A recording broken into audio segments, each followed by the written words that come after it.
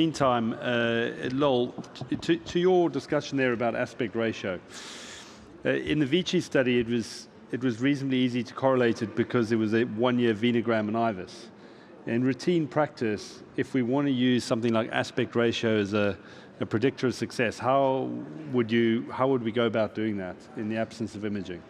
So at 1 year, you wouldn't be able to follow that up with the degree of accuracy that the Virtus trial did. But you certainly can look at alternatives, and I think we need to look at that. But certainly post-procedure, immediately post-procedure, you can see if you've changed your aspect ratio. And I think that's important, and what we would look at to see if it really changed in the feasibility trial, it actually improved at 12 months. Whether it was statistically significant or not, I can't tell you. Hopefully with the more data that we have, we'll be able to look at that. So if at immediate post-stent and it's not changing, then I think we're good. Okay.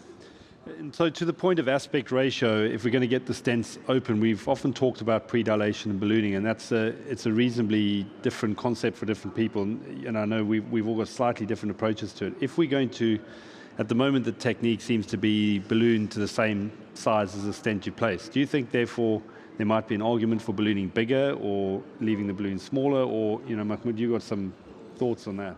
Yeah, I mean, obviously, in a chronic occlusion in a setting of chronic occlusion, we need to predilate. There's no question about it. In a setting of, let's say, May-Thurner, where there are synechia and fibrotic reaction, those you also have to predilate to be able to obviously insert and maximally get the lumen. The issue is if what we've had in the past of some of the other nitinols that didn't have the same radial force, or sometimes even the Wallace stent where it acts like a diaphragm. When you have a point-to-point compression, you get luminal narrowing circumferentially rather than point-to-point. When you obviously stent these things with a larger diameter, our preference has been to balloon and a stent in a 1-to-1 ratio to the size of the stent. The question is, well, how do you size it?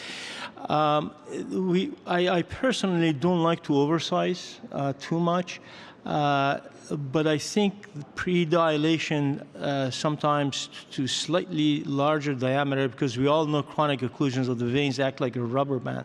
It recoils down. And then put a stent so you can get a better diameter actually is not a bad idea. Anything to add there? So Luis, for you, the question of imaging, you've got a lot of beautiful imaging techniques you have there. What is your imaging choice for inflow? And that seems to be the thing that really determines stent success nowadays. What are you using to assess if patients have adequate inflow to do a stent? Probably Doppler ultrasound performed by myself is the best tool. I don't think other techniques can give me, especially in the common femoral vein, more data. I think it's enough. What criteria are you using to assess inflow? Is there a threshold? Yeah. 20, 30 centimeters per second, or what is it? Yeah. We don't have, I think, any threshold value. No. There's. I think there's no validated data for that. Then that's the point. Wow. And it changes after stenting anyway, right? Mm. After you open up the outflow, things change. But we also look at duplex ahead of time.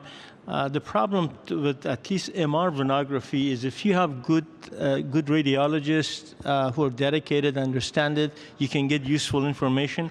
Otherwise, it's just a waste of money and time.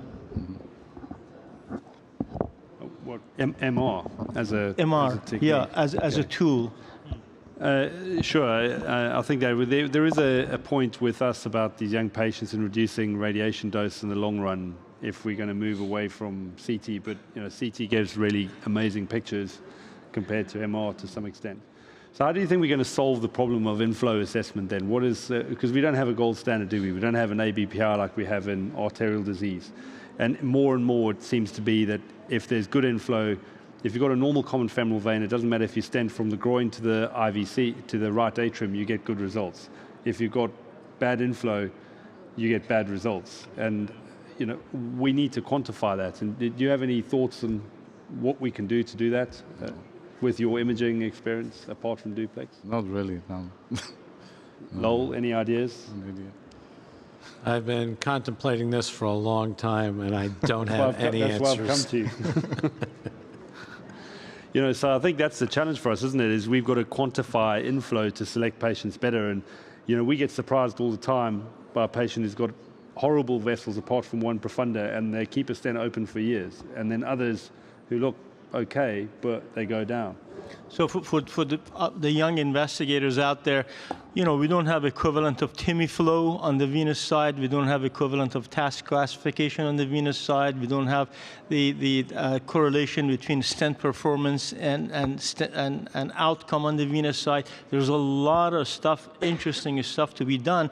And venous disease is just as common as arterial disease, if not more. And even one more issue. What happened inside the stent?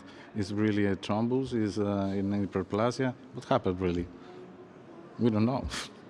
I wouldn't want to open up that can of hyperplasia versus the stent. I don't think there is, quote unquote, neointimal hyperplasia on the stent side. There is no medium, right? Media on the venous side. I think it's all clot.